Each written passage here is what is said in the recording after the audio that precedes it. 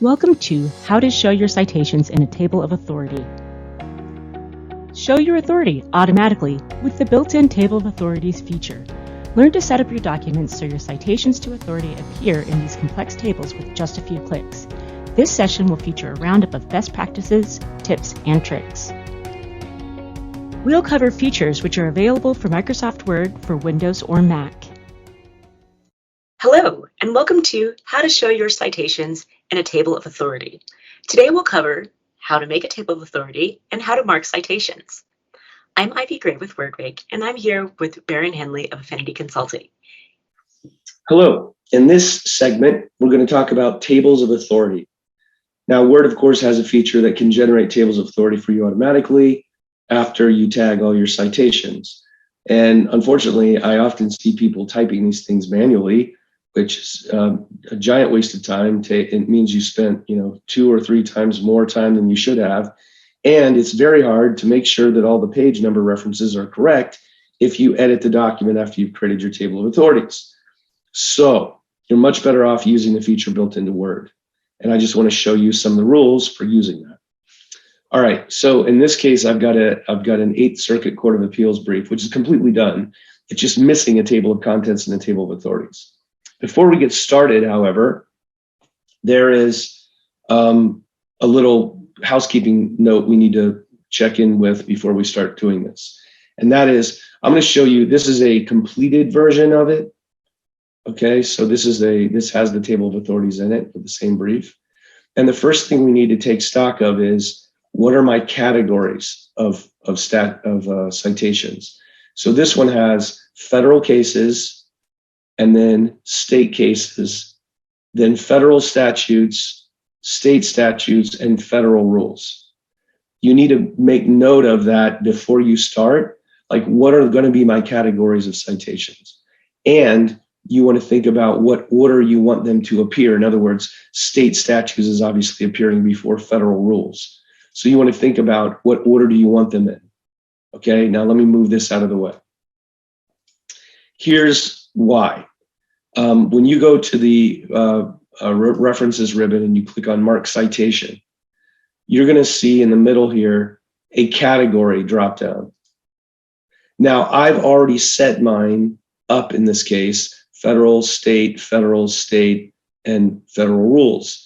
But you're not likely to get what you want out of the box here, and I just want to show you how to customize that list. So all I do is I click the category button here.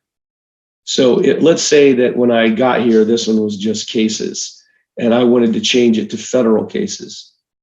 All you have to do is click on the item you want to modify, come down here and change it to, in this case, federal cases, and then click replace.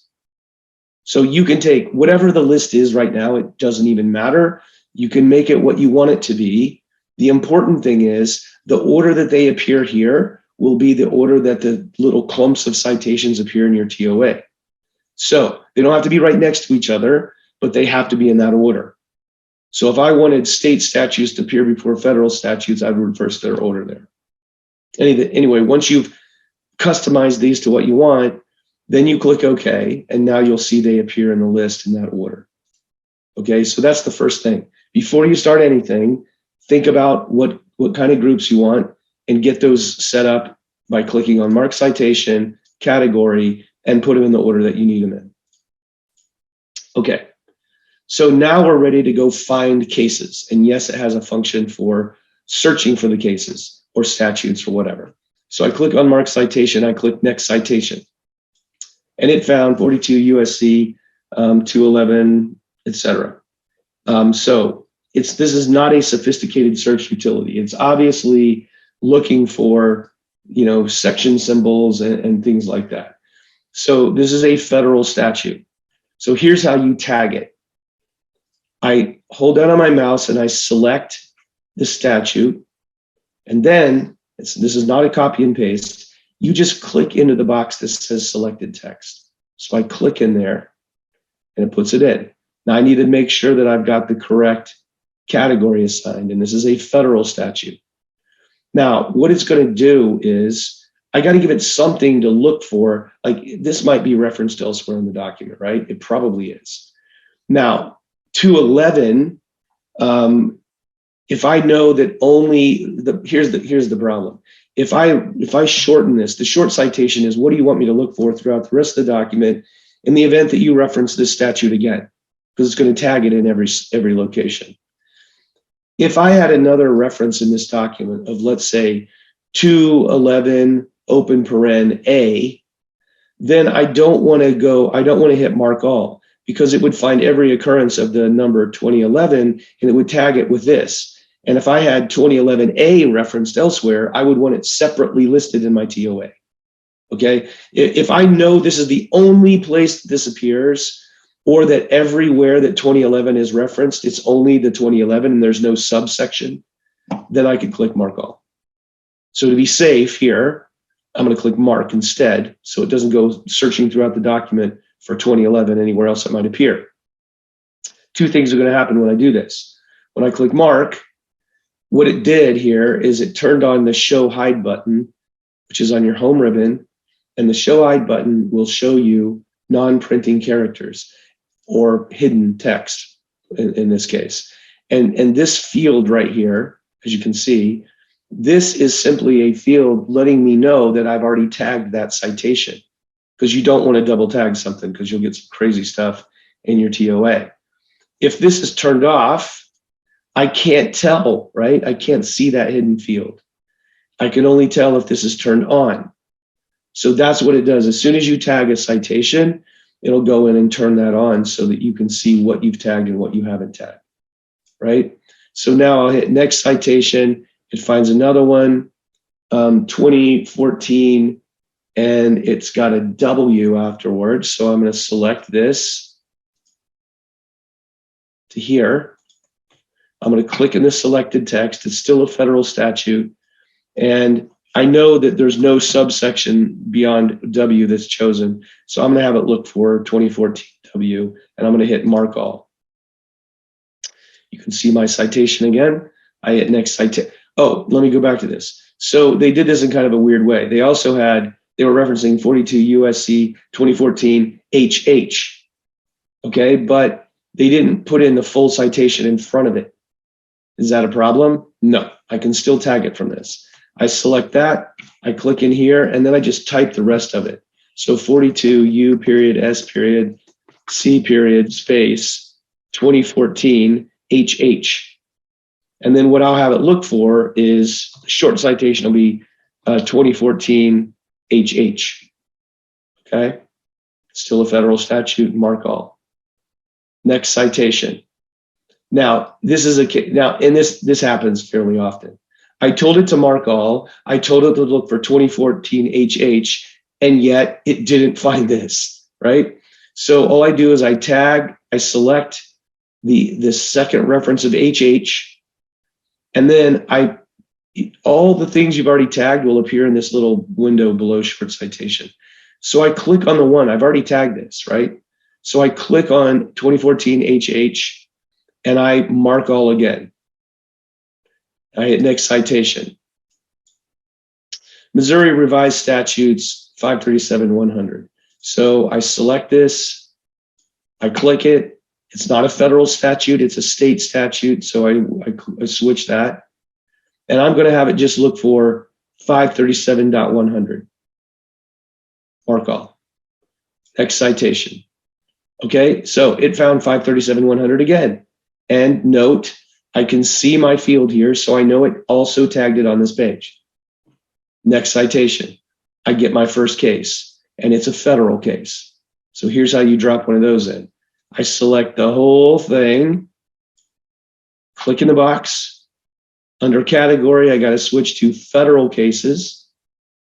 And then now down here, how did I reference this case elsewhere in the document? This particular one is referenced many times. Well, I called it just Lujan. So I'm going to shorten the short citation is just going to be the first name of the case. And I'm going to hit mark all. Next citation, another case. And this is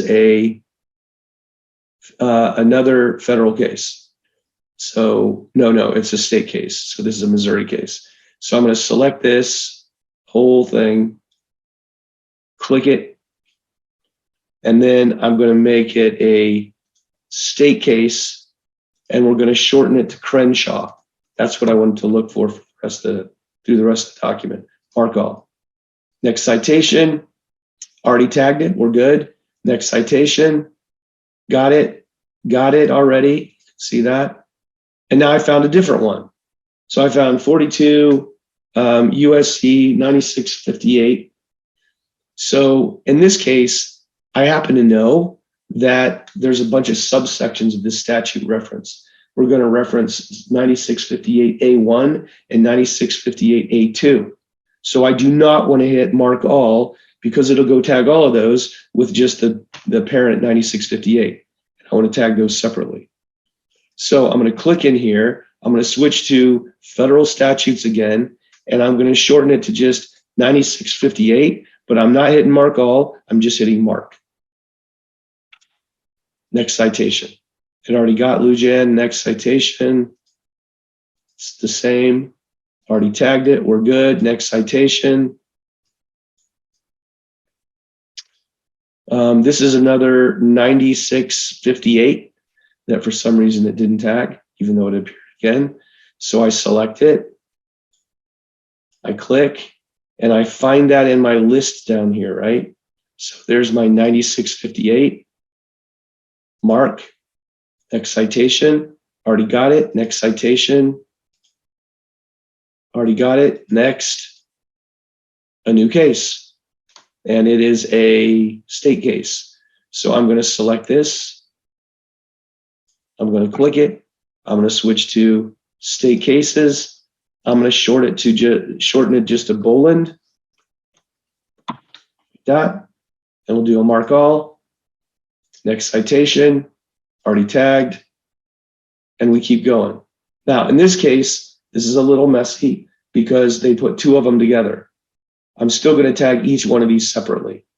So I'm going to grab 429601 and I'm going to click it. Now that's a range. I guess I could list the whole range.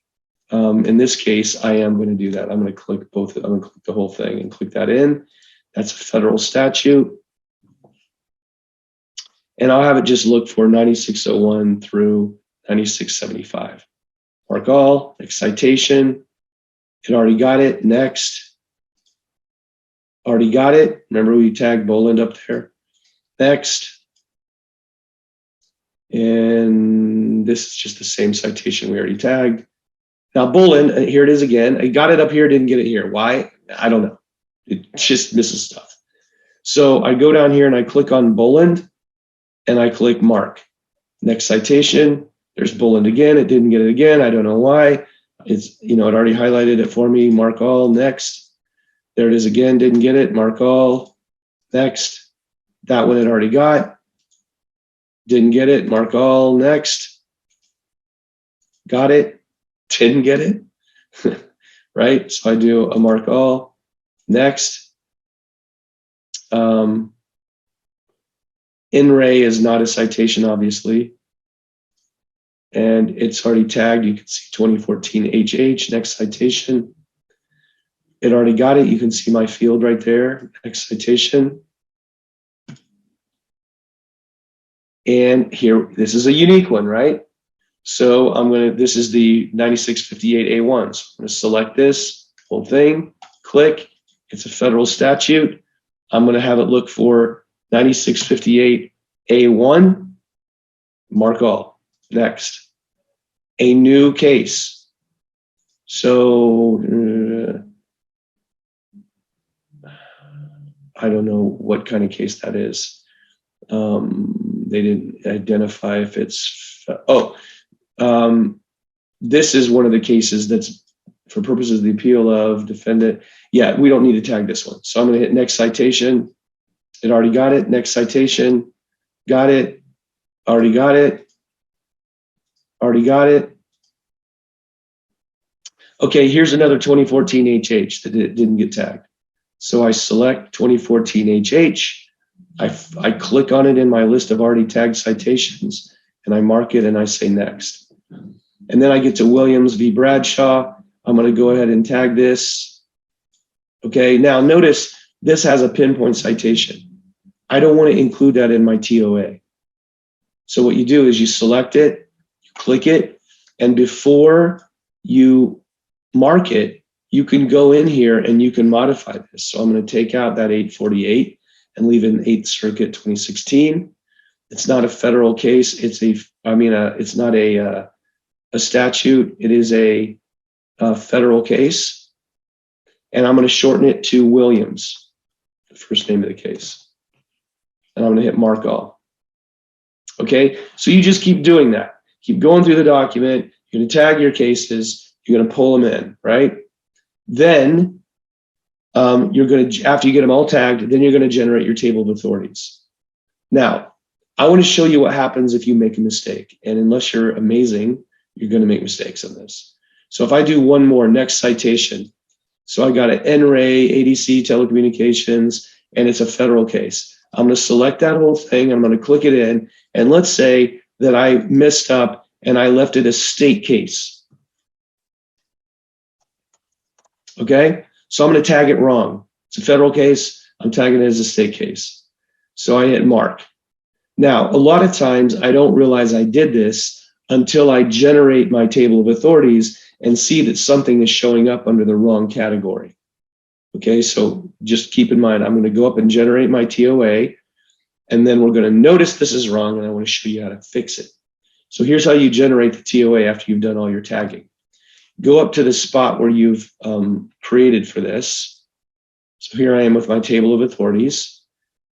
Now, as long as this button is on, then all of the fields are visible. And the fields take up space. Okay, see how big this field is? And if you've got lots of fields visible in your document, it will cause the document to be longer than it actually is. These fields don't print, whether or not you can see them. Like if I hit Control P, you can't see any of those fields when I print, right? So, but if I leave the fields on when I generate my TOA, this will throw off the page number references if these are visible because they're making the document artificially longer. All right, so before I generate or update my TOA, I turn off the show hide button. Then we go up to where we're going to put this. I go back to the references ribbon and I click insert table of authorities. The only thing you might want to uncheck is use passum. So if a particular thing is used over and over and over and over and over, you wouldn't want to have to say pages 1, 2, 3, 4, 5, 6, 7, 8, 9, 10, right? So what they do is it just says passum instead. Now, if you want to see every page number reference, no matter how many times it's referenced, just uncheck that. So I click OK. And as you can see, it built a table of authorities. And these are all fields, by the way. When I click on them, you see they turn gray. So it built out my TOA. Now, when I'm looking through this, I might see, oh no, this is a federal case and it's under state cases. So I need to fix that. There's two ways to fix. First, you got to go find it, right? So I can do a Control F and say, look for ADC for find, and it found it here. Now, right now I have show hide turned off, so I can't see the field. So if I go back to my home ribbon and I turn on show hide, now I can see the field. Here's the field. Okay, how could I fix this? Option number 1, select and delete that field and then re-tag the citation correctly. But I want to show you a much easier way to do that. If you look back at, I'm going to go back to the references ribbon and go to mark citation. When I clicked on my categories, right? See at the end of the field, it says /C, and then there's a number 2. Here's what that means. Category 2. Okay, what is it talking about? 2. We named these things. Okay, Word only sees them as a numbered list, right? So it doesn't care what I've called this. It sees it as 2. What it should have been is a federal case, which is in position 1. So you just start at the top and count down. So this is 1, 2, 3, 4, 5, 6. So this is 1. I can, rather than delete the whole field and do it over again, I could simply change the 2 here to a 1. And that, okay, so then let me do one more. I'm going to say mark citation, X citation. You got that. So I'm going to tag this with 2011 and mark next citation. Okay, 2012 I, this is a new one. So I select 42 2012 I, click it. It's a federal statute. I'm going to have it look for 2012 I, and I'm going to hit mark all. Okay, I've added another statute, and let's add one more case. So I'll get this O'Connor, and this is a federal case. So I click here. There is a pinpoint citation I'm going to take out. It's a federal case, and I'm going to shorten it to simply O'Connor. All right, and I'm going to do a mark all on that. Now, I fixed one citation that was wrong, and I tagged another federal case and another federal statute. So let's go look at our table of authorities and see if it shows up. And here's a hint. It's not showing up yet. Okay, so I'm going to turn off my show hide button. Now, how do I update my table of authorities to capture these new citations that I just tagged? And the answer is you select the whole document, and the fast way to do that is Control+A, that's the speed key in Word, and then you tap the F9 key on your keyboard. Okay, so Control-A, whole document is selected. Watch what happens to NRAY ADC telecommunications. Now I'm going to tap the F9 key on my keyboard. And I just want to make a little quick note about this. The F keys on your keyboard, most of the F keys on a keyboard have both, F1 through F12, but they also have a little icon on them in most cases. Newer keyboards, the F keys are defaulted to do what the icon says, not the F key itself. So if I tap F9 and nothing happens, then you probably need to hold down, usually, particularly on laptops, there's a key in the bottom left-hand corner that says FN on it, and that stands for function. If you hold down on the FN key and then tap F9, that probably toggles it, so it's not doing what the icon says, but instead it is doing the F9 key. But let me undo what I just did. I'm going to do that again. Watch right here when I tap F9. There's some things going to change here. ADC is going to move up to here, and a new case is going to join it. F9, and as you can see, my O'Connor popped up here. NRAY ADC showed up, and my new statute, which was 2012I, showed up. So before you finalize, you want to make sure you turn off the show hide so you're getting the correct page count. And then you tap F9 and it updates your table of authorities. So that means obviously I could be doing this as I go, but here's another thing that happens. Like I didn't tag any federal rules yet. So if I go find one, so let's say 32A, I know this is in the document someplace. Okay, so Federal Rule of Appeals 32A6. And let's say I want to tag that. So I'll go to references, mark citation, next citation, didn't even find it. So see, that underscores my point. You need to go through the document and check it yourself. It doesn't find everything. So I'm going to select this, click it, and I'm going to add a federal rule. Okay, we didn't have any of those yet. And I'm going to say mark all, and now I'm going to go up and update my table of authorities. And what I want to point out here is you are not going to see the federal rule show up. That's because I had already generated my table of authorities, okay? And it, like if I tag a new federal statute, a new state statute, a new state case, or a new federal case, it'll add them because those categories are already here. But if I tag a new category that wasn't already in my pre-existing TOA, when I hit Control-A F9, it doesn't show up. Okay, so if I want it to show up, I need to delete the entire table of authorities that's here now and reinsert it. So I go to the references ribbon, insert table of authorities, and I reinsert it. And now you see the federal rules show up. Okay. Now that I know I have at least one representative of each of the 5 categories, then I don't have to do that again. If I add another federal rule, another federal case, state case, et cetera, it'll just add them to the thing. Not a big deal. All right. So, and notice because I didn't uncheck pass them, it replaced a couple of the page number references with pass them. Let me undo that. Let's reinsert it. So this time I'll insert table authorities. I'll uncheck pass them and click OK. And you'll see like these had several. This one was referenced a whole bunch of times. So it converted that to pass them. Maybe you want to see all of those. All right, now there's one last thing we need to talk about.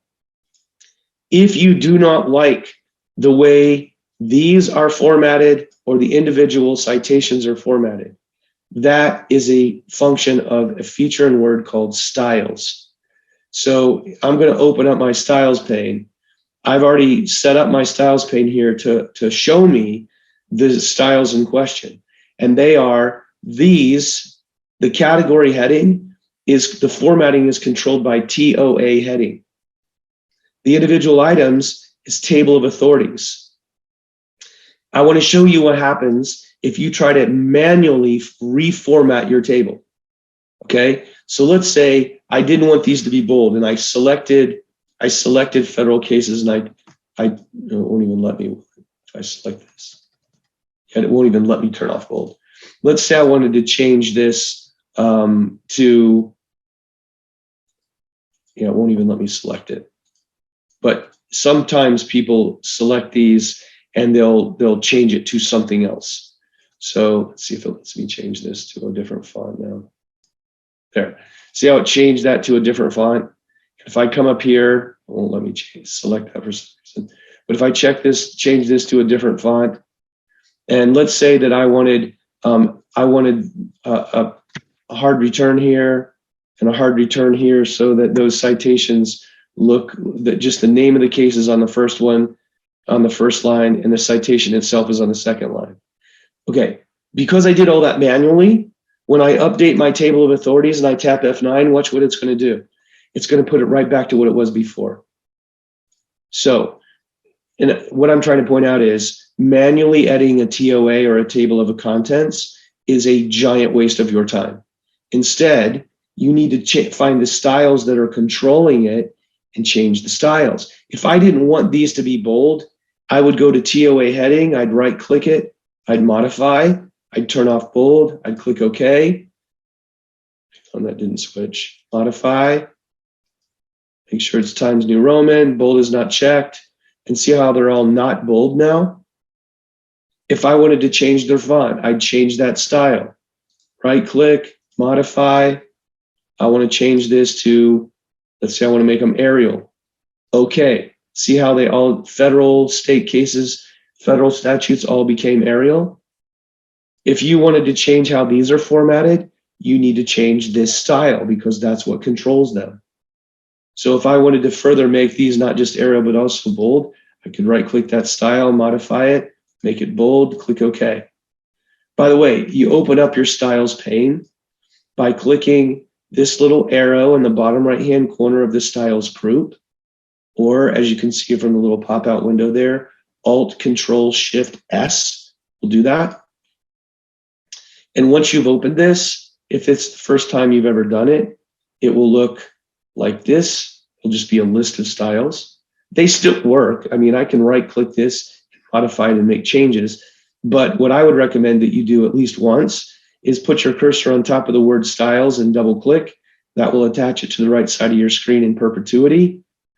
And then check the little box down here at the bottom that says Show Preview. Then you'll be able to have a good idea of what these things are going to do to your text when they're applied. Okay, so now I can see TOA heading. I can see table of authorities.